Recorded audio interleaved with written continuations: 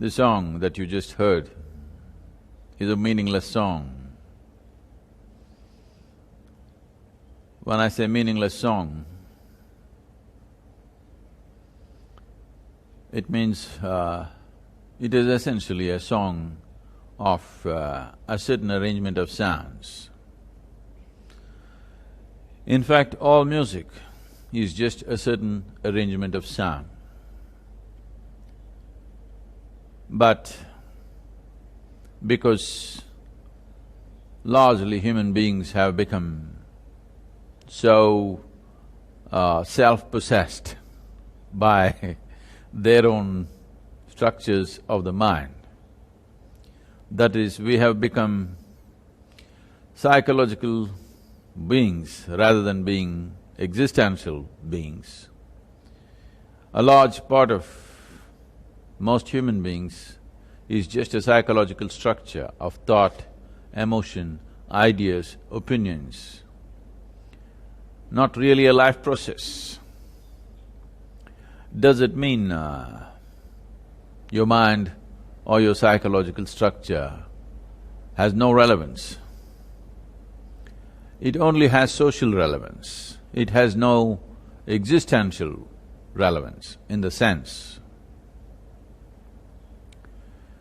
If you utter a sound, right now this whole speech, language is just essentially sound, because people who speak a certain language, between the two of them, when two people speak, it is a kind of a conspiracy that if you utter this sound, I'll make up this meaning in my mind.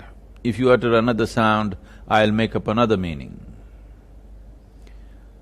Those of you, particularly from the Indian background, if you are speaking or if you're used to speaking 3 to 4 different languages or more, you would know in different languages, the same sounds will mean different things.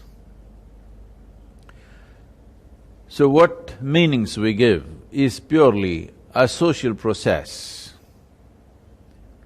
Depending upon which society we live in, which language we use, accordingly we have given meanings to the sounds that we utter. But sounds themselves have an existential basis. A sound is a reverberation. A sound is a vibration that you cause. The whole existence is a complex web of reverberations.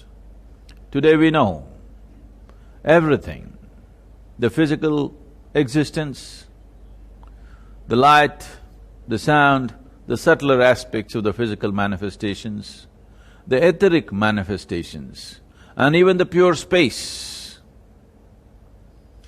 is full of reverb. It is just that this reverb may be very gross reverb, or I'm using the word gross for the lack of vocabulary in this aspect, or it may be that kind of reverb that the physical body can sense it strongly, or it can be that kind of reverb that your physical body is not able to sense it. Well, all of you anyway know there are sounds which we refer to as subsonic, there are sounds that we refer to as ultrasonic or supersonic. These sounds are not in the band of frequency where our human ears can perceive.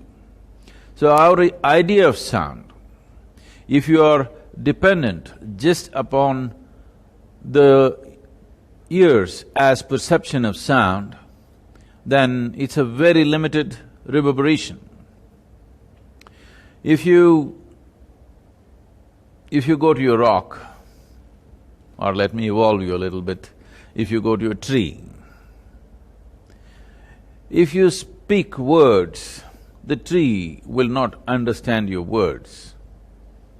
But there is substantial scientific evidence today, this is something that we have always known in the yogic culture, that If you utter the right kind of sounds, the very chemistry of the tree or a rock, even the rock, the very molecular structure in rock, the molecular structure in water is particularly sensitive to this, the molecular structure in the air around you, the food that you eat, and your own physical body, and the whole cosmos for that matter. If you utter the right sounds, everything around you responds in a responsive reverb to the sounds that you utter.